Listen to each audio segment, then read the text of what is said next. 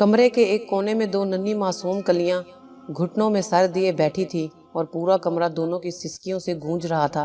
कमरे के बाहर ही एक औरत शदीद गुस्से की हालत में कह रही थी, अब कमरे से बाहर निकल के दिखाओ जरा, पहले से भी ज्यादा मारूंगी। अपनी माँ तो मर गई और तुम दोनों को छोड़ गई मेरी जिंदगी अजाब बनाने के लिए। चुप कर जाओ दोनों, वरना इस छुरी से दोनों की जुबानें काट दूंगी। डर के मारे बड़ी बच्ची, जो दूसरी बच्ची से तकरीबन 2 साल छोटी थी, उसके मुंह पर सख्ती से हाथ रख दिया और उसे चुप करवाने गई। 4 सिदा के इस छोटे से कमरे में रहने वाली 7 साला इकरा और 9 साला रिमशा की सगी माँ फरजाना को इस दुनिया से गए 8 माह हो चुके थे और माँ की वफात के बाद उन दोनों ने कोई एक दिन भी आराम और सुकून से नहीं गुजारा था। इकरा और रिमशा का वालिद जफर एक मजदूर था जो सारा दिन मेहनत मजदूरी करके अपने बच्चों का पेट भरता। बीवी के मरने के बाद वो काम पर चला जाता और बेटियां सारा दिन अपनी माँ को याद करती रहती। उनके घर के साथ घर में जफर की चाची रहती थी। दोनों बच्चियों की हालत को देखते हुए उसने जफर को दूसरी शादी का मशवरा दिया, जिसे उसने फौरन मान भी लिया। दूसरी शादी के लिए रशीदा चाची ने ही नसरीन को पसंद किया, जिसके वालिदैन हयात नहीं थे। अपने एक भाई और भाभी के साथ रहती थी। 1 हफ्ते के अंदर अंदर ही सादगी से निकाह हुआ। इकरा और रिमशा बहुत खुश थी कि उनकी नई अम्मी आ गई है। अब वो सारा सारा दिन घर में अकेले नहीं रहेंगी। अब उन्हें खाना भी वक्त पर मिलेगा, भूखा नहीं रहना पड़ेगा। लेकिन उन दोनों मासूम बच्चियों की ये खुशी सिर्फ चंद दिन ही रही। कुछ दिन बाद ही नसरीन ने दोनों बच्चियों को छोटी से छोटी बातों पर भी मारना शुरू कर दिया। सारा सारा दिन बच्चियां उसके डर से घर से बाहर रहती। आज भी दोनों घर से बाहर थीं। जब 7 साला इकरा ने रिमशा से कहा, आपी हमारी अपनी अम्मी वापस कब आएंगी, मुझे ये नई अम्मी अच्छी नहीं लगती। जब वो बालों से पकड़कर मारती है तो बहुत दर्द होता है। जिस पर 9 साला रिमशा ने कहा, इकरा हमारी अम्मी अल्लाह ताला के पास चली गई है, हम अल्लाह ही से दुआ करते हैं कि हमारी अम्मी को वापस भेज दे। वो दोनों मासूम बच्चियां इसी तरह कभी अल्लाह से दुआएं मांगती तो कभी अपनी नई अम्मी की शिकायत करती कि हमारी अम्मी को वापस भेज दे, नई अम्मी बहुत मारती है। इसी तरह दिन गुजरते गए, लेकिन नसरीन के दिल में उन दो बच्चियों के लिए नरम गोशा पैदा ना हुआ। इतवार का दिन था। इकरा और रिमशा सुबह जल्दी उठ गई थी, जबकि नसरीन तो वैसे भी देर से ही उठती थी। इकरा को भूख लगी थी। दोनों बहनों ने सोचा कि अगर माँ को जगाया तो फिर मार पड़ेगी। बाप सुबह सवेरे ही काम पर जा चुका था। नाश्ता जफर बाहर ही करता था, इसलिए रिमशा और इकरा खुद ही किचन में नाश्ता बनाने आ गई। दोनों बच्चियां नाश्ता बनाने की कोशिश कर रही थीं कि इतने में इकरा के हाथ से जग गिरकर टूट गया, जो नसरीन 2 दिन पहले बाजार से लेकर आई थी। कांच टूटने की आवाज जब नसरीन के कानों में पड़ी तो वो भी किचन में पहुंच गई, जहां वो दोनों बहनें डरी सहमी सी खड़ी थीं, क्योंकि उनको पता था कि अब उनके साथ क्या होने वाला है। ये क्या कर दिया तुम दोनों ने, मेरा नया जग तोड़ दिया। ये तुम्हारी माँ के जहेज का नहीं था, मैं खुद लेकर आई थी। ये कहते ही नसरीन ने इकरा के चेहरे पर थप्पड़ बरसाने शुरू कर दिए। अम्मी क्या कर रही हैं, छोड़ें अम्मी, मुझसे गलती से टूट गया, छोड़ दें, इकरा को मत मारे, छोटी है वो अभी। किचन बड़ी बहन की आवाज़ों से गूंज उठा। उस वक्त नसरीन ये सोचकर इकरा को मार रही थी कि कौन सा कोई देख रहा है, मगर वो भूल गई थी कि एक ज़ात ऐसी भी मौजूद है जो हर वक्त हमें देखती है, जिसकी लाठी बे आवाज़ है, उसकी पकड़ से कोई नहीं बच सकता। नसरीन भी बचने वाली नहीं थी। आज मैं अब्बू को बताऊंगी कि आप हमें मारती हैं, खाना भी नहीं देती, हमारी अम्मी ऐसी नहीं थी, बताऊंगी मैं आज अब्बू को। ये रिमशा थी जो रोते हुए बोल रही थी कि शायद ये जालिम औरत बस कर जाए, लेकिन इस बात से उसे मजीद गुस्सा आ गया। बताऊंगी अपने बाप को, क्या बताऊंगी, दोबारा बोलो ज़रा। तुम दोनों बहनों का भी इलाज करती हूँ, रुको। दोनों बहनों को बालों से पकड़कर वो कमरे में ले गई और अंदर से दरवाज़ा बंद कर दिया। रशीदा चाची की 2 पोतियां, जो कि इकरा और रिमशा की सहेलियां थीं, वो रोज़ चारों साथ खेलती थीं, वो आज भी उन दोनों को बुलाने आई थी, मगर चीखों की आवाज़ें सुनकर वो दोनों रशीदा चाची को बुलाने के लिए वापस भाग गई। जब चाची आई और देखा नसरीन दोनों बच्चियों की गर्दन पर छुरी रखकर बोल रही थी, चुप कर जाओ दोनों, अब आवाज़ आई तो दोनों की जुबानें काट दूंगी इस छुरी से। क्या कर रही हो, तुम्हें खुदा का खौफ नहीं आया, बिन माँ की बच्चियों के साथ ऐसा सलूक करती हो। अंदर का मंजर देखकर अल्फाज उनके मुंह में ही रह गए। कमरे के एक कोने में वो दोनों बच्चियां मौजूद थीं, डरी सहमी सी, सर के बाल बेदर्दी से कटे हुए थे। नीचे जमीन पर दोनों बच्चियों के बाल बिखरे हुए थे, जो कुछ देर पहले ही नसरीन बेदर्दी से काट चुकी थी। وہ منظر دیکھ کر رشیدہ چاچی کا دل خون کے آنسو رو رہا تھا۔ دونوں بچیوں کا سر بھی چھری لگنے سے زخمی ہو چکا تھا، وہاں سے خون نکل رہا تھا۔ اس وقت رشیدہ چاچی کو سب کا ذمہ دار اپنا آپ لگا، کیونکہ وہی نسرین کو بیاہ کر اس گھر میں لائی تھی۔ شرم نہیں آتی؟ کیا تمہارے دل میں خدا کا خوف بالکل بھی نہیں؟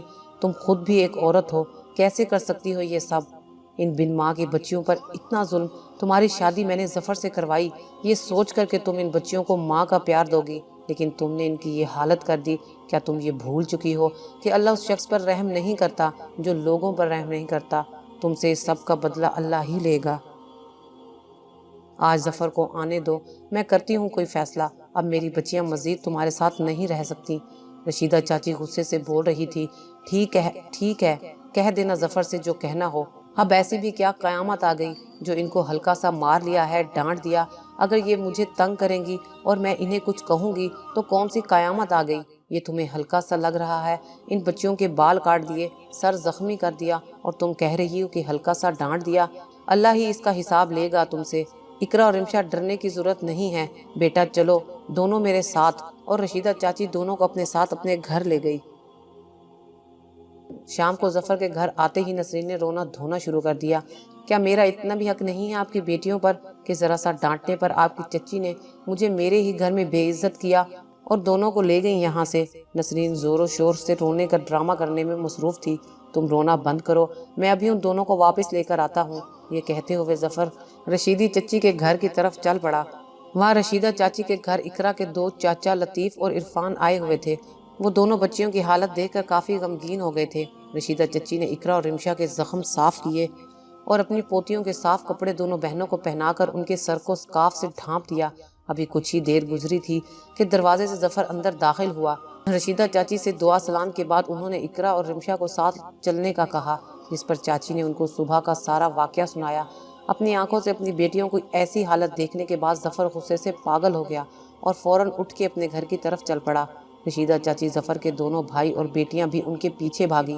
اندر داخل ہوتے ہی ظفر غصے سے نسرین کی طرف بڑھا۔ تم جھوٹی اور مکار عورت ہو، میری بیٹیوں کی یہ حالت کر کے اب خود مظلوم بننے کی کوشش کر رہی ہو۔ چھوڑوں گا نہیں میں تمہیں۔ اس سے پہلے کہ ظفر نسرین پر ہاتھ اٹھاتا، رشیدہ اور ظفر کے دونوں بھائیوں نے آگے بڑھ کے اسے روکا۔ بہرحال نسرین کو کسی قسم کا پچھتاوا نہیں تھا۔ وہ ایک ہی بات کر رہی تھی ظفر سے کہ میں تمہاری بیٹیوں کی نوکر نہیں ہوں، مجھے الگ گھر لے کر دو یا مجھے طلاق دو۔ لڑائی بہت بڑھ گئی تھی۔ رشیدہ چاچی اور ظفر کے بھائی اس کا گھر برباد نہیں کرنا چاہتے تھے، اس لیے لطیف اور عرفان نے فیصلہ کیا کہ ظفر دوسرا گھر نہیں لے سکتا، اس کے پاس اتنے پیسے نہیں تھے، وہ تو محنت مزدوری کرتا تھا۔ اس لیے انہوں نے ظفر کو منایا کہ اقرا اور رمشا کو ہم لے جاتے ہیں، یہ دونوں اب ہمارے ساتھ رہیں گی۔ بہت مشکل سے ہی صحیح، لیکن ظفر مان گیا۔ اس طرح اقرا عرفان کے ساتھ اور رمشا لطیف کے ساتھ ان کے گھر چلی گئی۔ وقت کا کام ہے گزرنا، اور وہ گزرتا چلا گیا، پتہ ہی نہیں چلا، اور نسرین کی شادی کو 8 سال گزر گئے۔ اقرا 15 اور رمشا 17 سال کی ہو گئی تھی، مگر نسرین کو اللہ نے اولاد کی خوشی نہیں دی۔ جو دوسروں کی اولاد پر ظلم کرتے ہیں ان کی خوشیاں نہیں دیکھ سکتے، وہ خود بھی کبھی خوش نہیں رہ سکتے۔ کسی بھی ڈاکٹر کا کوئی بتاتا تو نسرین وہاں علاج کے لیے پہنچ جاتی۔ نسرین چھپ چھپ کر اولاد کے لیے روتی تھی۔ اب تو لوگ بھی اسے طعنے دیتے تھے کہ یہ ایک بانجھ عورت ہے۔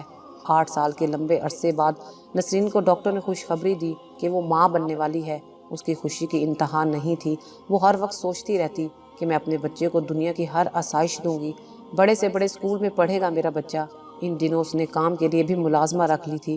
ظفر بھی بہت خوش تھا۔ آخر وہ دن بھی پہنچ گیا جس کا نسرین کو بے صبری سے انتظار تھا۔ ہسپتال میں بیڈ پر پڑی وہ منتظر نگاہوں سے دروازے کو دیکھ رہی تھی کہ کب اس کے بچے کو اس کی گود میں دیا جائے گا۔ اتنے میں دروازے سے ظفر اندر داخل ہوا، جس کی گود میں محرون کمبل میں لپٹا ایک بچہ تھا۔ اس کے پیچھے پیچھے ڈاکٹرز بھی آ رہے تھے۔ نسرین نے ظفر کو دیکھتے ہی کہا، شکر ہے ظفر، تم آ گئے، کہاں چلے گئے تھے؟ مجھے میرا بچہ تو دکھاؤ۔ ظفر نے اس چھوٹے سے بچے کو نسرین کی گود میں دیا۔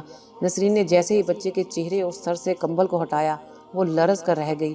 بچہ باقی تو ٹھیک تھا، مگر اس کے سر پر بال نہیں تھے اور سر پر زخم ہی زخم تھے۔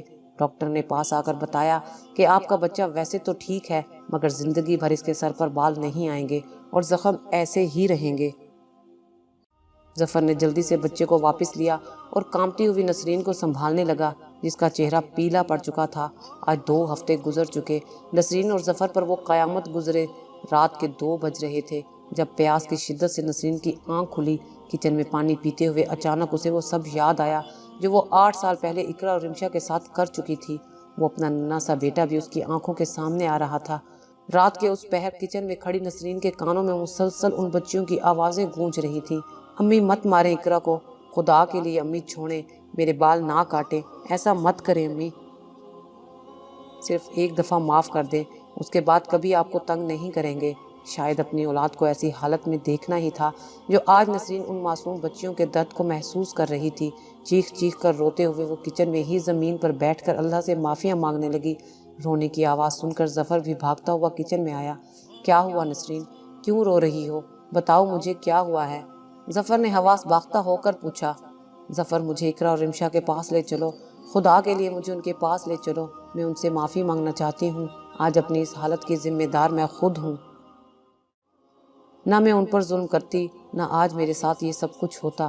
جب تک وہ مجھے معاف نہیں کریں گی، اللہ بھی مجھے معاف نہیں کرے گا۔ مجھے لے چلو ان کے پاس۔ زارو قطار روتے ہوئے نسرین نے ظفر سے کہا۔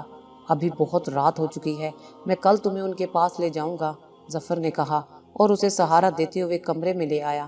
اگلے دن صبح سویرے ہی ظفر اور نسرین عرفان اور لطیف کے گھر روانہ ہوئے۔ اقرا اور رمشا اپنی چچی کے ساتھ کچن میں ان کا ہاتھ بٹانے میں مصروف تھی۔ جب باہر سے باتوں کی آوازیں آنے لگی، لگتا ہے کوئی آیا ہے، چلو چل کے دیکھتے ہیں، عرفان کی بیوی نے کہا اور وہ تینوں باہر آ گئیں۔ باہر کا منظر دیکھ کر اقرا اور رمشا کو اپنی آنکھوں پر یقین نہیں آ رہا تھا۔ جہاں لطیف کی بیوی نسرین سے سلام دعا کرنے میں مصروف تھی، اقرا اور رمشا نے بھی آگے بڑھ کر سلام کے لیے ہاتھ بڑھایا، لیکن نسرین نے ان کا ہاتھ تھامنے کی بجائے دونوں کو گلے سے لگا لیا اور پھوٹ پھوٹ کر رونے لگی۔ مجھے معاف کر دو بیٹا، میں تم دونوں سے معافی مانگنے آئی ہوں۔ میں نے تم دونوں کے ساتھ بہت برا سلوک کیا تھا، اس کی سزا بھی مجھے مل چکی ہے۔ مجھے معاف کر دو اور میرے ساتھ گھر چلو۔ جب تک تم دونوں مجھے معاف نہیں کرو گی، تب تک اللہ بھی مجھے معاف نہیں کرے گا۔ اقرا اور رمشا نے نسرین کی طرف دیکھا جو بے حد کمزور نظر آ رہی تھی۔ آنکھوں کے گرد گہرے سیاہ حلقے موجود تھے۔ وہ بہت بیمار نظر آ رہی تھی۔ دونوں بہنوں نے ان کی یہ حالت دیکھ کر انہیں معاف تو کر دیا تھا، مگر ساتھ چلنے سے انکار کر دیا تھا۔ اب واپس وہ دونوں اس گھر میں نہیں جانا چاہتی تھیں اور یہاں وہ بے حد خوش بھی تھی۔ وہ دن وہاں گزارنے کے بعد نسرین اور ظفر واپس آ گئے۔ نسرین ہر وقت اپنے بچے کا سر رومال سے چھپائے رکھتی اور وہ اس بارے میں کسی کو کچھ نہ بتانا چاہتی تھی، مگر کچھ دن بعد ہی وہ بچہ فوت ہو گیا اور نسرین پھر سے بے اولاد ہو گئی تھی۔